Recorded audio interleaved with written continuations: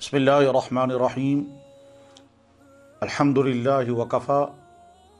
वस्सलातु वस्सलामु अला मुहम्मदिनिल मुस्तफ़ा व अला आलिहि व अस्हाबिहि इला यौमिल क़याम अम्मा बाद। हज़रात, इस दुनिया में इंसान को जिन अहम तरीन नेमतों की बड़ी तलब होती है और उन नेमतों के बगैर इंसान अपनी ज़िंदगी को बहुत अधूरा महसूस करता है, उन नेमतों में से अहम तरीन नेमत औलाद भी है। ये औलाद की नेमत कितनी बड़ी नेमत है,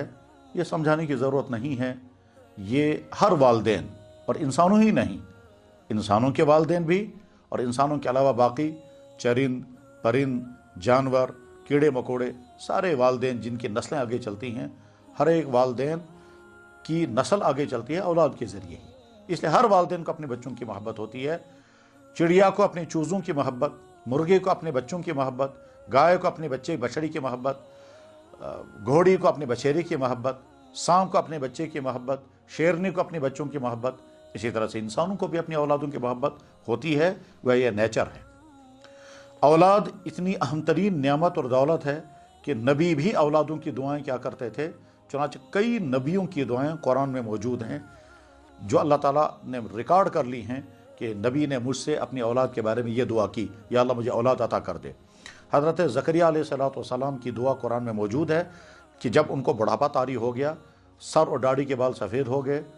बीवी जो हैं वो बुढ़ापे को पहुँच गई और दुआ करते रहे, या अल्लाह बे औलाद हैं। तो अल्लाह ताला शानों की तरफ से जब जवाब आया तुम्हें औलाद दी जाएगी, तो उनको बहुत खुशी भी हुई, बहुत ताज्जुब भी हुआ, परेशान भी हुए कि बुढ़ापे में जबकि बाल सफ़ेद हो गए हैं अब औलाद कैसे होगी, और अहलिया जबकि औलाद जनने की उम्र से आगे निकल चुके हैं अब औलाद कैसे होगी। तो अल्लाह की तरफ से जवाब आएगा ज़रूर तुम्हें औलाद मिलेगी और ये हमारा फ़ैसला है। बाद में अल्लाह ताला शाह ने हज़रत याह्या अलैहिस्सलाम की औलाद अता की।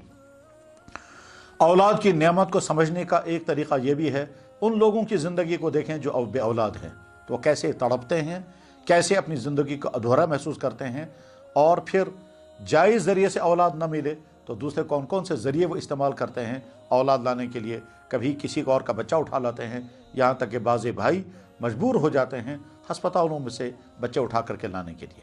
तो औलाद बहुत बड़ी नेमत और बहुत बड़ी दौलत है, मगर इसके साथ साथ ये औलाद बहुत बड़ा इम्तिहान भी है। और ज़रूरी नहीं है कि इंसान इस औलाद की नेमत के नतीजे में आने वाले इम्तिहान में कामयाबी हो जाए। बहुत सारे वालिदैन औलाद के इस नेमत का वो हक अदा नहीं करते हैं जिसके ज़रिए से ये नेमत रहे, आगे चल कर की औलाद मुसीबत भी बन जाती है। यहाँ तक कि ऐसा भी हो सकता है कि वालिदैन आखिर में कहते हैं कि अल्लाह हम बग़ैर औलाद के बेहतर थे, हमें ऐसी औलाद नहीं चाहिए थी जो हमारे लिए वबाल जान बन गई। बल्कि बहुत सारे लोग दुआओं के लिए कहते हैं कि जी औलाद के अजाब से बचने की दुआ कर दें, औलाद के अजाब में मुसीबत झेल रहा हूँ। अल्लाह के नबी अलैहिस्सलातु वस्सलाम भी दुआ करते थे, या अल्लाह मुझे ऐसी औलाद से बचाना जो औलाद मेरे लिए वबाल बन जाए। याद रखें, अल्लाह के नबी अलैहिस्सलातु वस्सलाम के घर में हरगिज़ कोई ऐसी औलाद नहीं थी जो उनके लिए वबाल बन सकती थी, जिसकी बिना पर उनको दुआ करने की ज़रूरत पेश आई। ये तो दरअसल पैगाम दिया है औलादों को और वालिदैन को।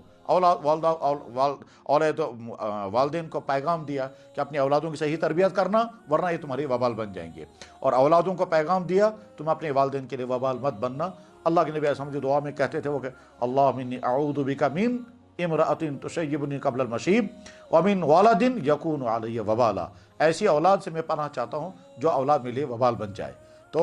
गोया औलाद मिलना नेमत भी है और इंसान के लिए बहुत बड़ा इम्तिहान भी है कि वो उसकी सही तरबियत करने में अगर कामयाब हो गया तो ये औलाद नेमत और आखिर तक नेमत रहेगी, और अगर सही तरबियत नहीं की तो ये औलाद न जाने किन किन खराबियों वाला इंसान बन सकता है, और उसका खमियाजा इस वालिदैन को भुगतना होगा। लिहाजा वालिदैन एक तरफ से शुक्र अदा करें, अल्लाह ने औलादें अता की, और दूसरी तरफ से ज़िम्मेदारी समझें कि इस औलाद की तालीम और तरबियत और सेहत, ये तीन चीज़ें हैं जो वालिदैन के कंधों पर हैं। एक तरफ से वालिदैन को फ़िक्र करनी होती है हमारी औलाद सेहतमंद से सेहतमंद रहे, लिहाजा अपनी औलाद को वो चीज़ें इस्तेमाल कर लिए न दें जिनमें सिर्फ मज़ा हो, जिसमें सिर्फ टेस्ट हो, जिसमें सिर्फ खुशियाँ हों, मगर वो सेहत के लिए मुज़िर हों ان چیزوں سے اپنی اولادوں کو دور رکھیں، تو اولاد کی صحت کی فکر کریں۔ ایسی عادتیں جو ان کی صحت کو تباہ کرنے والی ہوں، ان عادتوں سے اولاد کو بچانے کی فکر کریں۔ تو اولاد کی ایک بڑی ذمہ داری والدین کے کندھوں پر یہ ہے کہ ان کی صحت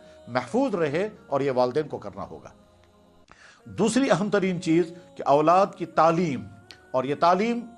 والدین کے کندھوں پر ذمہ داری ہے، مگر تعلیم کے انتخاب میں والدین کو اچھی طرح سے سمجھنا چاہیے۔ اگر والدین نے ایسے سکولوں کا انتخاب کیا جن سکولوں میں تعلیم تو معیاری ہے مگر ماحول سراسر غیر اسلامی ہے، سراسر غلط ماحول ہے، چاہے وہ کردار کے اعتبار سے یا افکار کے اعتبار سے یا اعمال کے اعتبار سے، افکار کے اعتبار سے غلط ماحول ہے، یعنی وہاں جا کر وہ ایتھیسٹ بنے گا، وہاں جا کر کے وہ ملحد بنے گا، وہاں جا کر کے اس کے خیالات غلط ہو جائیں گے، وہاں جا کر کے وہ دین کے خلاف اس کے خیالات ابھرنے لگیں گے، ایسا سکول۔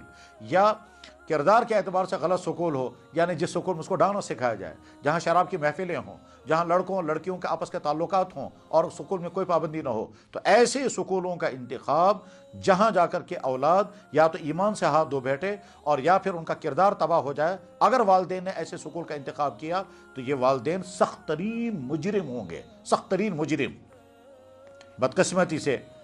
تقریباً ہر جگہ کے سماج میں ہمارے مسلمان اس سلسلے میں بے فکری کا مظاہرہ کرتے ہیں، بس وہ یہ دیکھتے ہیں سکول بڑا معیاری ہے، چاہے وہ کسی بھی طبقے کا ہو، چاہے وہ کسی بھی قوم کا ہو، اور چاہے وہاں کچھ بھی سکھایا جا رہا ہو، چاہے وہاں ان کو ایتھیسٹ بنائیں، چاہے کمیونسٹ بنائیں، چاہے ملحد بنائیں، چاہے بد کردار بنائیں، چاہے رشوت خور بنائیں، چاہے زناکاری سکھائیں، چاہے وہ غیر ماڈل اور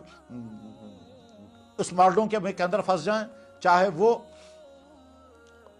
لڑکیوں اور لڑکوں کی دوستیوں کے چکر میں اپنے کردار کو تباہ کرنے والے بنے، اس کی کوئی پرواہ نہیں کرتے ہیں۔ تو یاد رکھیں، سکولوں کا انتخاب کرنے میں ایسے سکول کا انتخاب کریں جو معیاری بھی ضرور ہو مگر ساتھ ساتھ میں کم سے کم اسلامی ماحول اس میں ہو، وہاں وہ خدا کو ماننے والا بنے، نہ کہ خدا کا انکار کرنے والا، دین اسلام کے حق ہونے کا عقیدہ رکھنے والا ہو، نہ کہ دین اسلام کا مذاق اڑانے والا، موت کے بعد حساب کا خیال اور یقین رکھنے والا ہو، نہ کہ اس کا انکار کرنے والا۔ یعنی ایسے سکول میں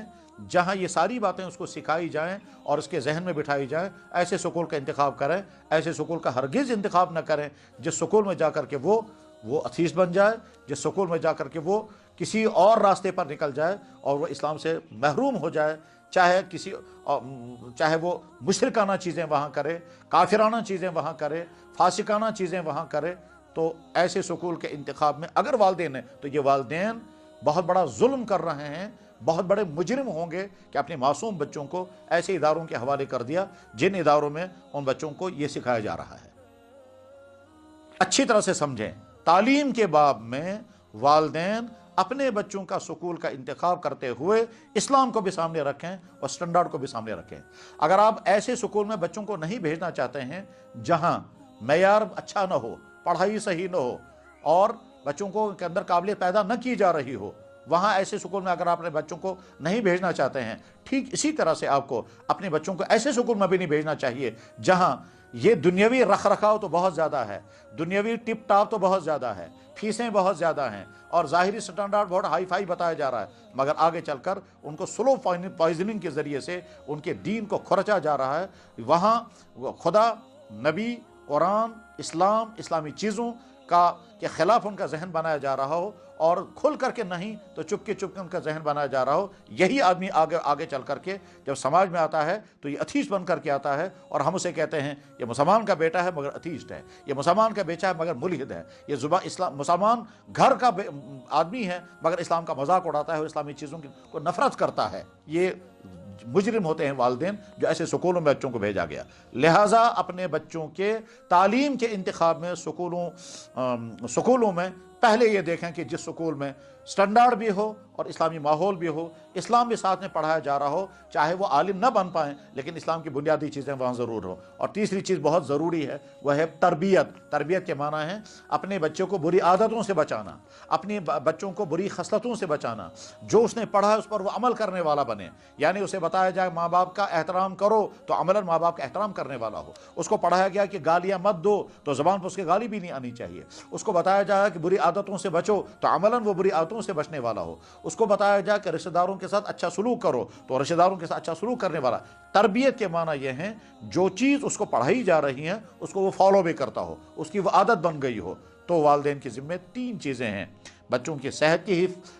فکر کرنا، بچوں کی تعلیم کی فکر کرنا، اور بچوں کے اخلاق اور تربیت کی فکر کرنا۔ اگر ان تینوں چیزوں میں والدین کامیاب ہو گئے تو آپ کی اولادیں آپ کے لیے رحمت ہی رحمت بنیں گی، ورنہ ہو سکتا ہے آپ کی اولادیں آپ کے لیے ہی نہیں، آپ کے دین کے لیے، آپ کے گھر کے لیے، اپنی قوم کے لیے اور آج پوری سماج کے لیے مصیبت، لعنت اور پریشانی کا ذریعہ بنے گا۔ اللہ ہم کو توفیق عطا فرمائے، اپنی اولادوں کا ہم صحیح تربیت کرنے والے بنیں، ان کی تعلیم، ان کی تربیت اور ان کی صحت، اور اس کے ساتھ ساتھ یہ بھی کہ ہر والدین یہ فکر کرے کہ میرے بچے کو اسلام کی بنیادی چیزیں آتی ہیں یا نہیں، کلمہ، نماز، قرآن، حدیث، سیرت، نبی کا تعارف، گناہ کیا چیزیں ہیں، فرض کیا کیا چیزیں ہیں، یہ ساری چیزیں سیکھنے اور سکھانے کی فکر کرنا والدین کی ذمہ داری ہے۔ اور اس کے لیے ضروری ہے ہر معاشرے میں اسلامی مکتب کھڑے کیے جائیں اور مکتبوں پر بچوں کی تعلیم کی جائے۔ اللہ کرے یہ باتیں آپ کے ذہن میں آئیں اور آپ ان باتوں کو ٹھیک طرح سے ہضم کریں، اور اس کے بعد انہی خطوط کے روشنی میں اپنے بچوں کی تربیت کریں۔ وآخر دعوانا ان الحمد للہ رب العالمین۔